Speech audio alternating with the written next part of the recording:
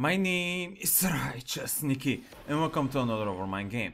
This is going to be the first game of the new season that I'm going to show you guys, and at this game I was 0 points ready to be demoted. So I thought it was pretty interesting to see a game that I'm going to be tryharding, I guess, to try to stay in Master. I did finish Master at 1000 points placement, but I got very unlucky, so bans are going to be normal bans, Genji, Maiev, Dehaka, Garush. Dehaka is a pretty good hero for this map, so it's an understandable ban. We're gonna get first pick Jimmy, which is pretty strong.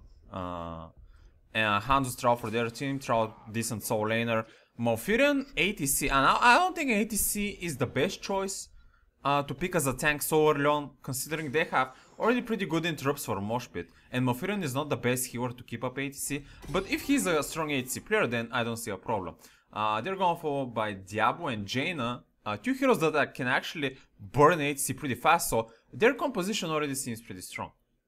So, seems like our fourth pick here is playing to soul lane, and we clearly need some wave clear magic damage for the 4-man lane, and I'm gonna go with my currently best mage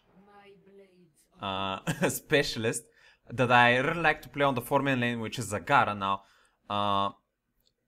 you might give me the statement that there are a lot of better choices for solo lane mage, like Kel'Thas, Gul'dan, or maybe something like Junkrat. But I personally have found for myself that I'm pretty comfortable playing Zagara on the 4-man lane with the Ravenous Maul, and I usually consider her especially for the Maul when their team is pretty immobile. And they have a pretty mobile team besides the Hanzo, so I could potentially land a pretty strong Maul. That's why I wanted to go for the Zagara as well. We have a potential combo for, if I land a good like 2-man Maul, we have Malfurion Roots and followed by ATC Stun, which already is a lot of value. I mainly like the Zagara here just because of her ultimate. That's why I pick her very often for the 4-man lane. You could say again, Gul'dan has a pretty strong 4-man ulti as well, but Gul'dan's ulti is such an ulti that spreads the enemy and allows you to focus a single target, while Zagara's ultimate is such that allows combo, a little bit like a Zeratus Void. Now, I did skip a bit of the early game chatting, but what happened is that R8C suggested that I should go top with Sonya and we should 2-man hard push the lane. Now, I disagreed with him. Because I'm going to be the wave clear for the 4-man. Jimmy can do a decent job wave clearing, but if they get outnumbered, then that might be a bit of a problem for them. Now, I do somewhat agree with ATC's decision making.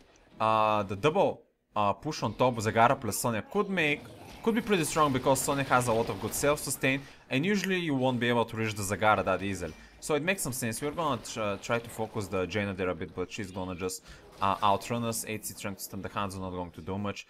Now, interesting thing about the Zagara is that the tumors, you don't, of course you're gonna use them for movement speed placement, but you also use them for a bit of a vision in the bushes. So it's a way that like you're kind of like a Wunara in a way.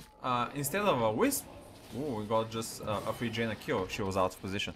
Kind of a Wunara tool. Wunara's Wisp can also be killed, but you can see that the tumor can be a lot more annoying. But yet again, the tumor can be a lot easily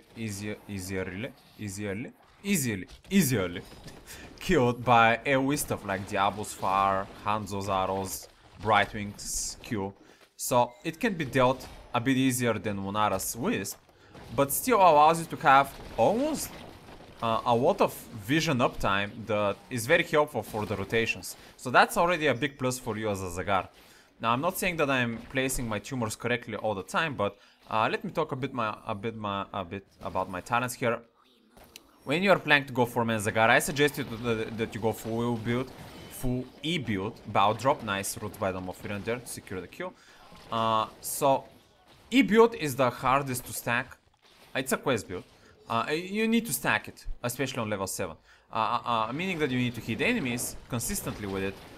And with having, like, usually if you don't have any CC in the team, you can reasonably well stack it, but a bit slow.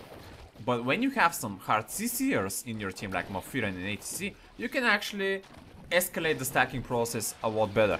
And keep in mind that you can almost always hit a bow drop once you hit someone in the mall, which should be a bit hard for you in the start, because it's very hard to time Ravenous Maw with a bow drop, because you really need to get a feeling for the mall's opening timer. It's something that I'm still trying to 100% master, but for now it seems like the enemy team is not really gonna be contesting me on the dragon, meaning I'm gonna take the tower wall and then I'm just gonna head straight to the top. So I can help Sonya with the towers.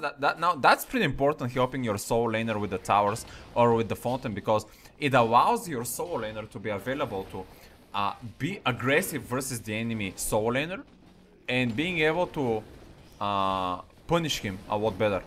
I'm just gonna toss Troll away, and seems like no one is still contesting me as a dragon, meaning that I'm actually gonna start taking this free fort at the top. And if we destroy this fort, which it seems we're going to be doing, because they didn't send either Jane or Hanzo here, which is a big mistake. You also want at least one range damage dealer to be taking care of the dragon. We're just getting insanely good map and experience advantages, because their team just did a bad decision making, just a very bad decision making, and those things shouldn't be happening really in Master. But keep in mind that this is WoW Master, so a lot of people are also placed not in the right spot. So yeah, it is what it is. I did spec into the quest, and on level 4 I went for the Serrated Spines. Now the Serrated Spines is the greediest out of all level 4 talents, which is the stacking auto attack quest. I would suggest you to take it only if they have a good melee front lane that you can actually get some auto attack stacks. Otherwise I would suggest you to get either the Poison Green or the AoE Orange Medusa talent. So far it seems like we're gonna be contesting this camp, but I'm gonna get stunned. AC is just gonna die there, and this looks like, oh, I'm gonna die to the Gen damage, and this looks like we're actually gonna lose and gonna throw a bit, which is pretty unfortunate. At least in the meantime, Sonya has been soaking both of the lanes, keeping us up on experience, so we're actually going to be still decently ahead, despite that we just lost like 3 people or something. Alright, so Serrated Spines, you actually need to be close range to auto attack. Now, being close range into a Diablo or Troll is not an ideal thing to have. But the main reason I picked Serrated Spines on this map is because you can actually get free stacks if the enemy team secures the dragon. You can just get free quest stacks on the just auto attacking the dragon, which is something to keep in mind on such maps where you have stacking talents, that you can get free value of stationary targets that cannot that easily kill you. This also has the same logic to Volskaya Thunder with the Triglav. Excellent stun on the Brightwing there, but we won't be able to have a good follow-up by the Rose this time. We do have level 10, so that's pretty cool. And I just got my first E-stack. You can just see how hard it is to stack it. Because for 3 levels I just landed only 1 stack. But I wasn't really with my team fighting that much, so that's a bit of the downside here, because I've been using Zagara a bit more for dip pushing and wave clearing for the moment, and not so much for the team fighting stacking potential, which this build is all about. So, Hanzo Arrow going in to interrupt me. He's probably gonna come with the big guns to try to stop me with auto attacks, but he's gonna start taking minion damage, and I'm gonna land my E as well. So I'm gonna scare him away, and we're gonna secure yet another dragon. So I'm probably gonna just free secure the middle fort, because Hanzo is gonna go back, and they just don't have damage because my bottom squad is just interrupting them, forcing them to fight. 8-tier stage dive there, yeah, a good choice, because their team has a lot of interrupts. We watched Jimmy, Mofiran seems pretty well, and at this point I do see the Hanzo. He did bait me. Now I'm really afraid that I would go directly at the fort there, because if they kill my dragon really fast, I'm just gonna die as a Zagara. So I see a Jaina here. I did a bit of mistake. I should have used my Q on the Jaina and tried to interrupt her from recalling, but it is what it is. Now I see my dragon going extremely low, so I think I'm gonna wait a bit for my team to come, maybe. I don't know what I'm doing. Maybe I should just try to get this tower with the ending of my HP, Brightwing poking me down, and this is a good time for me to back another fire and sayonara. Sometimes I actually just like to abandon the dragon just so I go back to my hero, just like I did like this. And Exazi here, before I started the game, I told him I finished my placement matches 4 wins, 6 losses, 1k master. I won a couple of games and then I lost every single one being demoted, so that was pretty unfortunate. We keep giving up some free kills here, which is not good for us. I've noticed that we've given up a lot of free kills. So their team is actually catching us up on experience, so that's a bit problematic for us. But let's hope that we can still keep the experience advantage. Oh, Jaina coming here to contest the camp here. Circle of Frost landing, very good Circle of Frost. I'm gonna land the 3-man ulti there, also HC from the side. I was stunned, so I couldn't land a good bow drop. I didn't land it, but I'm going extremely low. I'm gonna die here to the Diablo throw engage, and we're just gonna keep losing people here and losing team fights. Yeah, we could have really used the Mofirian Silence there. Seems like he wasn't able to do that, so that's pretty unfortunate. A Mofirian Silence to the 3-man Zagara ultimate could have potentially pushed the team fight to our advantage, but that didn't happen, unfortunately. Now, I usually go on level 13 for the healing from the Mutalisk talent, but since they have a Diablo and a Jaina, a lot of burst magic damage, I just am gonna pick the spell shield because Mofirian is such a hero that can sustain heal me, but when it comes to protecting me from heavy burst damages, I would rather pick a talent that can somewhat help me, and that's going to be the spell shield in this situation. I would never suggest you to go the 20 armor on Zerg talent in case you're playing Nidus network, because being on Tumor, holy shit, I'm gonna get just outplayed. I'm still somehow alive. Insanely good Mofirian heals, even through the polymorph I didn't die. Hanzo arrow missing, Mofirian finally using his silence. I'm looking for a Maul only on the throw there. HC just stage dive there in a very bad spot. I missed my bow drop as you saw, but we're going to be able to secure the kill with the Mofirian roots. Circle of Frost in the meantime missing. A lot of ultimates missing from both teams there. It's pretty cool. HC stun now, Sonya coming from the backside. He's going to be able to kill the Jaina. I'm gonna land a bow drop on the Diablo, damaging him a bit. Diablo seems like he's gonna give up. He did get some movement speed there, but that's not going to be enough. And finally we're getting a team fight in our advantage, and maybe things are shining a bit brighter for our team now for the first time after 5 levels, which is pretty cool. 7 stacks on the bow drop. Now you can actually feel now that the bow drop damage allows you to really wave clear pretty decently just with 1 bow drop and a couple of Banelings there. Seems like I'm gonna have to force the top. Versus a Hanzo as a Zagara, I can generally outpush the Hanzo. I'm not gonna push him that much. But I'm gonna put 1 tumor for vision. Our team in the meantime got the bottom 4th. On level 16 I think I went for the corrosive.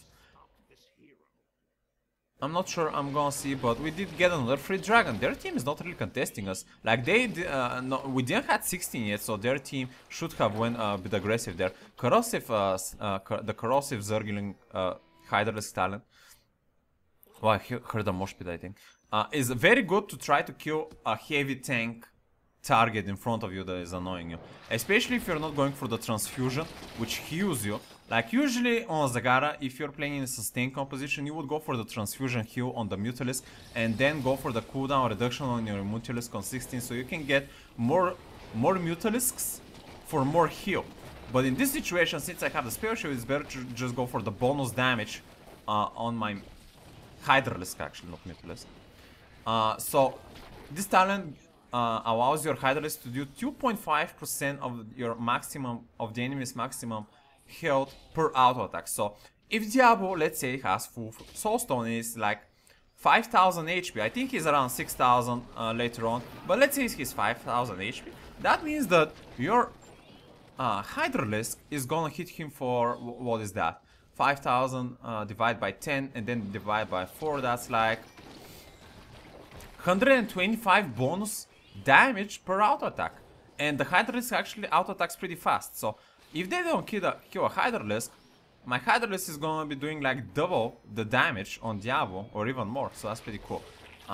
In the meantime, I'm doing some stacks. 8C tried to do some stun from the bush there, but they have the Hanzo vision. And this is a situation where we just want to force a fight on the keep because their enemy is a bit out of position.